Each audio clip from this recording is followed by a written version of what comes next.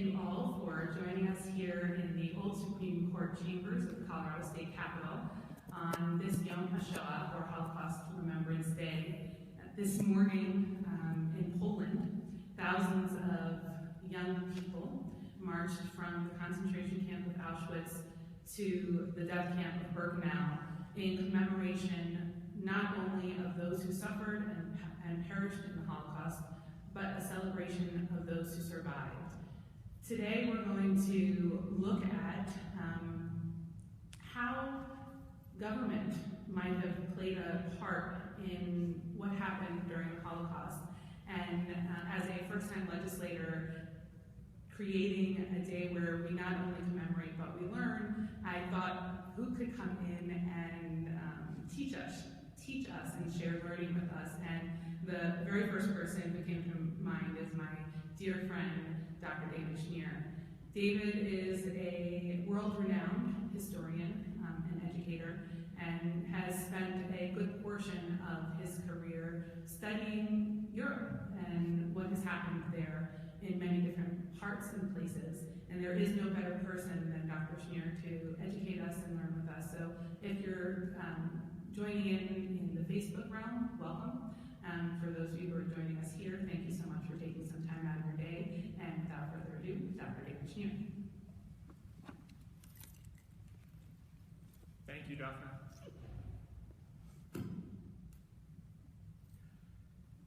On January 27, 2017, President Trump issued Executive Order 13769, titled Protecting the Nation from Foreign Terrorist Entry into the United States, which suspended for 90 days the entry of certain non-U.S. citizens from 7 countries: Iran, Iraq, Libya, Somalia, Sudan, Syria, and Yemen. The executive order caused havoc at airports around the country and chaos for me personally, as the wife of an Iranian graduate student in the department I chair at CU Boulder, was one of the last people to board a flight from Tehran on Thursday night just before the executive order was announced. 1 week later, a federal judge in Washington State issued a stay of the executive order. Judge Robart probed a Justice Department lawyer on what he called the litany of harms economically suffered by Washington State, and also questioned the administration's use of the September 11, 2001 attacks on the United States' justification for the ban. Moreover, Robart pointed out that no attacks had been carried out on U.S. soil by individuals from the 7 countries affected by the travel ban since 9/11. For Trump's order to be constitutional, Robart said, it had to be, quote, based in fact, as opposed to fiction. Flash back in time to 1933. In January of that year, Adolf Hitler came to power with the full support of German law. Weimar, Germany, as the country was referred to in that period and named for the city where Germany's post-World War I constitution was written, had an executive, the president, who appointed the chancellor to govern the country. Usually the president named the leader of the political party with the largest number of seats in the Reichstag, the German parliament. In the July 1932 elections, the National Socialists, otherwise known as the Nazis, whose leader was Hitler, had 37% of the votes. The Social Democrats had 22%, Communists had 14%, and the Center Party had 12%. December 1932 elections showed similar results with the Nazis leading. President von Hindenburg appointed the National Socialist leader Adolf Hitler to be chancellor in January 1933. After a terrorist attack on the German parliament in February 1933, the government passed the Reichstag Fire Decree, suspending constitutional protections and starting a wave of arrests of communists. Then, in March 1933, the Enabling Act gave Hitler and his ministries authority to legally rule by decree. 2 months after Hitler was appointed chancellor, the state had dissolved democracy. And in July, the Nazi Party became the only recognized political party. From 1933, German law aimed to create a racial state, which meant purifying the Aryan race by elevating or cleansing the Aryan gene pool, and simultaneously preventing any further pollution of the Aryan gene pool by banning race mixing, or Rassenmischung. The Latin root English word for Rassenmischung is miscegenation, whose etymology refers to miscege, mixing, and genus, race, or stock. The first use of the term miscegenation in English took place in 1863 during the Civil War, in a court case in New York referring to the, quote, theory of the blending of the races applied to the American white man and the Negro. Germany then had to legislate the implementation of the racial state. In July 1933, the Reichstag passed the Law for the Prevention of Offspring with Hereditary Illness, or in German, Gesetz zur Verhütung erbkranken Nachwuchses, which established genetic health courts. And the law reads as follows. Any person suffering from a hereditary disease may be rendered incapable of procreation by means of a surgical operation, sterilization, if the experience of medical science shows that it is highly probable that his descendants would suffer from some serious physical or mental hereditary defect. For the purposes of this law, any person will be considered hereditarily diseased who is suffering from any of the following diseases: congenital mental deficiency or feeble-mindedness, schizophrenia, manic depressive insanity, hereditary epilepsy, hereditary chorea, hereditary blindness, hereditary deafness, any severe hereditary deformity. Any person suffering from severe alcoholism may also be rendered incapable of procreation. There are amendments to the law, the most significant of which allowed the higher court to renounce a patient's right to appeal. That's renouncing a patient's right to appeal, and to fine physicians who did not report patients who they knew would qualify for sterilization under the law. On top of these modes of preventing unwanted conception, abortion was legal for non-Aryans or hereditarily ill Aryans, but was strictly forbidden for Aryans. On September 15, 1935, the Nuremberg Laws, in the planning stages since 1934, were enacted. There were actually 3 Nuremberg laws. The first was actually naming the swastika as the official flag of Germany. But the other 2 are more well known. The second one stripped Jews of their citizenship, and then included a definition of who a Jew was, and it was anyone with 3 full-blooded grandparents who were Jewish. And in 1935, only full-blooded Jews were stripped of their citizenship.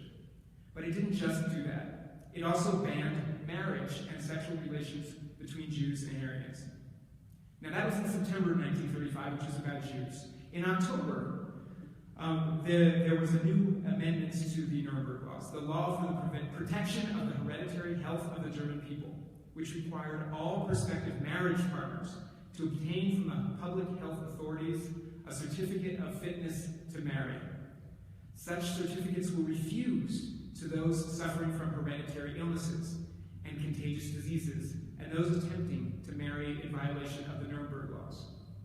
In November 1935, a further amendment was added to it. The supplement extended the prohibition on marriage and sexual relations between people who could produce racially suspect offspring. And a week later, the Minister of the Interior interpreted this to mean between, quote, those of German or related blood, and, quote, Roma, Gypsies, Blacks, or their offspring. The Nuremberg Laws banned marriage and sexual relations between Germans on the one hand, and Jews, Roma, Blacks, and other racially suspect people on the other. But the Nuremberg Laws also stripped Jews of their citizenship. During World War II, stateless Jews, who would in 1951 officially be called refugees by the United Nations, became the first Jews in Nazi-occupied or Axis Europe to be rounded up and sent to the east. In France, stateless Jews living in France from places like Germany were the first to be deported to Auschwitz in 1942, before French Jewish citizens.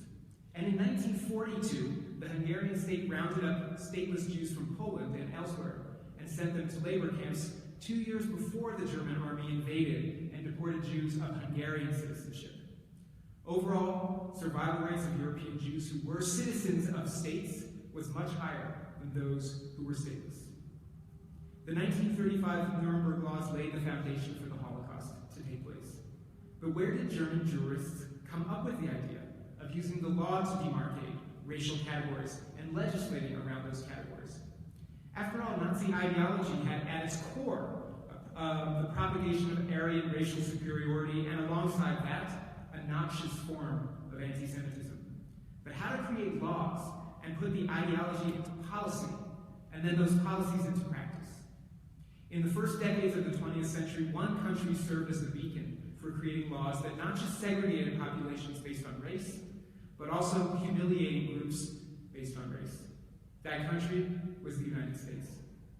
Nazi German jurists relied on American law and its attempts to shape the racial makeup of the United States population, both to whiten up the gene pool of the population as an act of eugenics, which is Latin for improving the gene pool. Eugenics was widely popular in the first decades of the 20th century globally, as race science emerged as a progressive way to improve populations. The US and Britain were forerunners in the science of eugenics through anti-miscegenation laws and immigration policies. As law professor James Whitman writes in his new book, Hitler's American Model, quote, immigration and anti-miscegenation laws were often described as measures related to the eugenic maintenance of a healthy population, end quote. But he also reminds us that, quote, other aspects like segregation and the creation of forms of second-class citizenship had nothing to do with eugenics as such. They represented a different mode of exclusion and persecution involving legal degradation rather than population engineering. He concludes, in all of these areas, the United States stood out for the energy and innovativeness of its law. Early 20th century America was the global leader in race law. What did Nazi jurists see when they looked at the US as they were crafting their laws? Sure, they saw the Jim Crow South, which had segregated many public spaces, including drinking fountains, modes of transport, restaurants, and hotels. Those things intrigued Nazi jurists, but that's not what inspired them to write the Nuremberg laws. What caught their attention were the anti-miscegenation laws in the US and America's then relatively new race-based immigration restrictions. Nazi jurists lauded the Immigration Act of 1924, known by the names of its sponsors as the Johnson-Reed Act, because as Senator Reed himself said, its goal, and this was said publicly in a forum like this, its goal was to, quote, maintain the racial preponderance of the basic strain on our people and thereby stabilize the ethnic composition of the population. Reed told the Senate that earlier legislation, quote, disregards entirely those of us who are interested in keeping American stock up to the highest standards, that is, the people who were born here, end quote.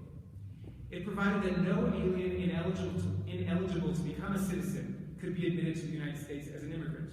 This was aimed primarily at Japanese and Chinese aliens.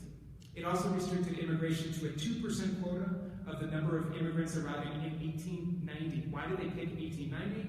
That was the year just before a spike in migration from Eastern and Southern Europe took place.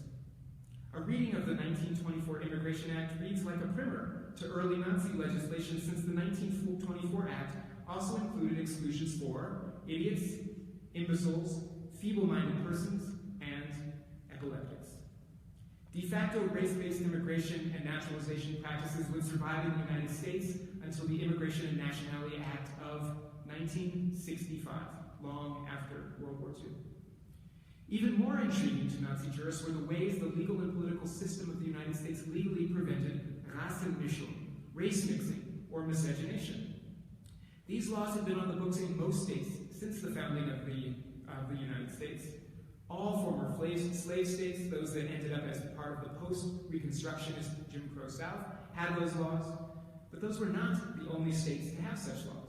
In particular, German jurists drafting the Nuremberg laws were fascinated with Maryland's law that punished a marriage between a white and a black with 10 years of hard labor. Illinois and California also had these laws.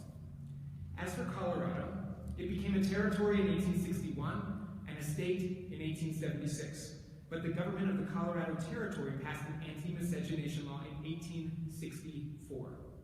Marriage between Negroes and mulattoes and white persons was absolutely void. The penalty? A fine between $50 and $500, or imprisonment between 3 months and 2 years, or both. 30 states had anti-miscegenation laws.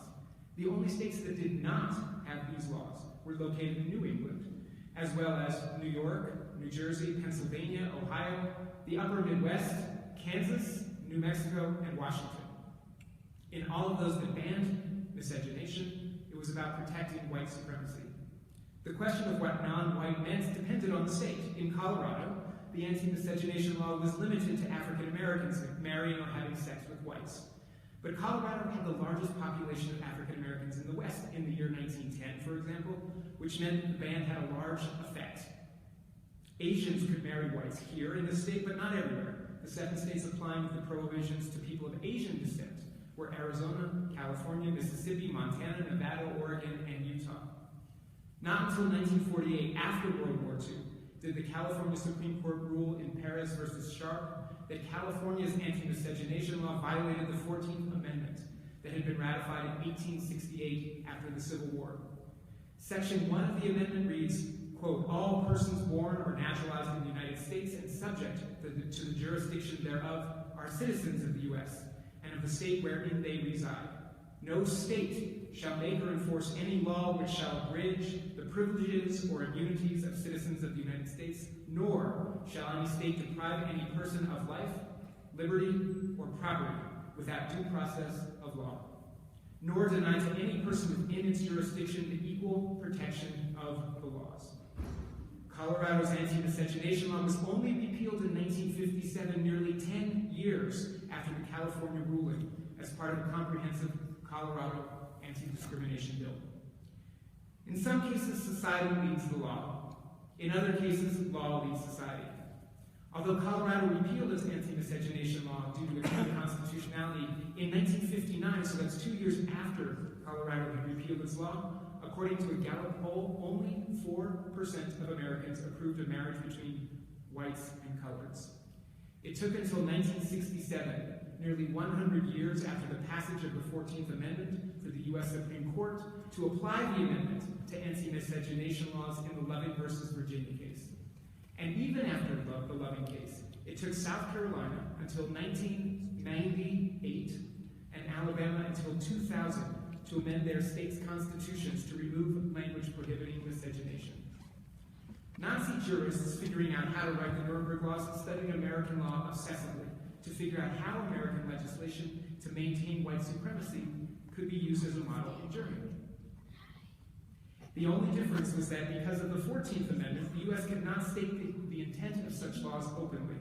Germany in the 1930s wanted to shout it from the rooftops. This dark chapter in our country's and states' legislative history should not prevent us from seeing the power of legislation to do good. When Colorado became a state in 1876, all legislation needed to be published in 3 languages, English, Spanish, and German, so that its Spanish-speaking, German-speaking, and English-speaking citizens would all have equal access to the laws. Colorado gave women the right to vote in 1893, 27 years before the 19th Amendment guaranteed women the right to vote on a national level. As I was preparing this talk and looking back at Colorado's history of legislating around questions of citizenship, I was particularly struck by the example of Ralph Carr, who was governor of Colorado at the beginning of World War II. President Roosevelt's Executive Order 9066, declared in February 1942, led to the internment of Japanese citizens as well as American citizens of Japanese descent in any kind of militarily sensitive region, which was most of the western United States.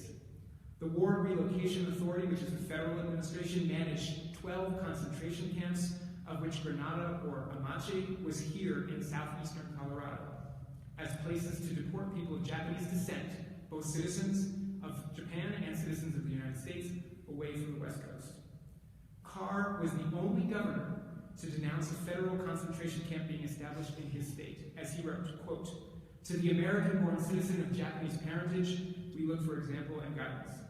To those who have not been so fortunate as to have been born in this country, we offer the hand of friendship, secure in the knowledge that they will be as truly American as the rest of us. This is a difficult time for all Japanese-speaking people. We must work together for the preservation of our American system, for the continuation of our theory of universal brotherhood." He was voted out of office later that year, but the new Justice Center here across the street in Denver bears his name as a way of giving him the honor he deserves. In terms of segregation, a Colorado court case, Keyes versus School District No. 1 in 1973, led the U.S. Supreme Court to ban segregation based on 3 colors, black, brown, and white, not just 2 colors, as the famous Brown v. Board did in 1954.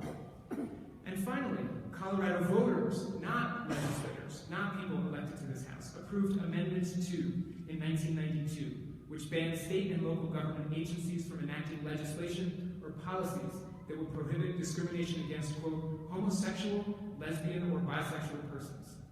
It was ruled unconstitutional both by the Colorado Supreme Court in 1994 and by the U.S. Supreme Court in 1996 in the Romer versus Evans decision. In these cases, the law, looking to the U.S. Constitution for guidance, moved ahead of society to protect minorities from the tyranny of majority opinion. The first time the Colorado State Legislature marked Holocaust Awareness Week took place 19 years ago in 1998. And Paula, I don't know if you were here back then, when it first declared this week as Holocaust Awareness Week. That original joint resolution included the following lines. Whereas prejudice, bigotry, and hate have been the cause of conflict, war, and mass atrocities throughout history.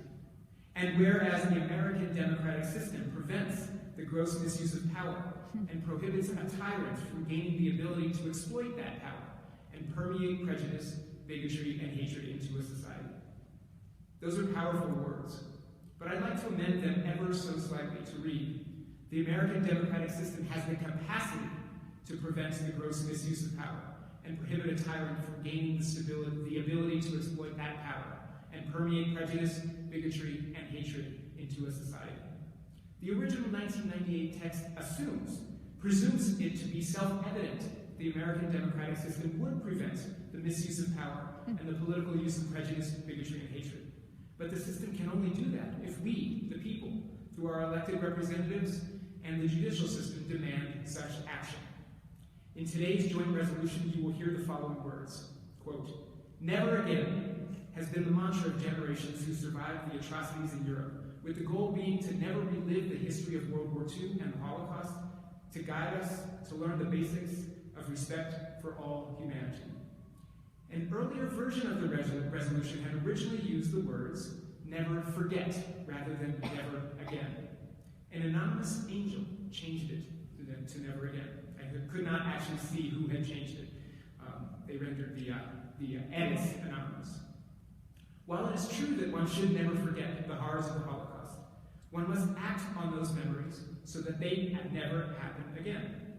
With an increase in anti-Semitic speech and actions, with a rising tide of publicly expressed xenophobia, and with last night's election in France, putting in second place the political party that bears direct legacy to the Vichy-era government, I might encourage next year's legislatures to add a word to the resolution and refer to the next 7 days as Holocaust Awareness and Prevention Week.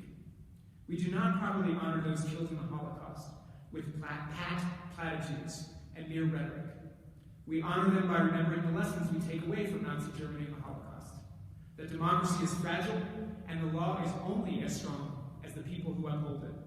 I call on all of us assembled here today to think about what each of us can do in both word and deed to ensure that the state of Colorado is a defender of democracy, justice, and human rights, and never again has laws on its books that put one racial or ethnic group's citizenship in jeopardy or limit their claims to full citizenship, as the Nuremberg laws did, and as laws here in Colorado and across the country once did.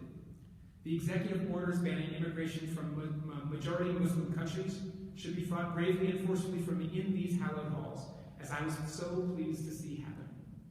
American democracy is being tested, but I have a newfound optimism in the power of our democratic institutions and the bravery of individual Americans too, as the first Colorado joint resolution declaring this week Holocaust Awareness Week stated, prevent the gross misuse of power and prohibit a tyrant from gaining the ability to exploit that power and permeate prejudice, bigotry, and hatred into a society. Thank you. Any? Hi, David. Hello. Where is everybody? We came. Are you? As guests. Are you Are you still? Oh no. done?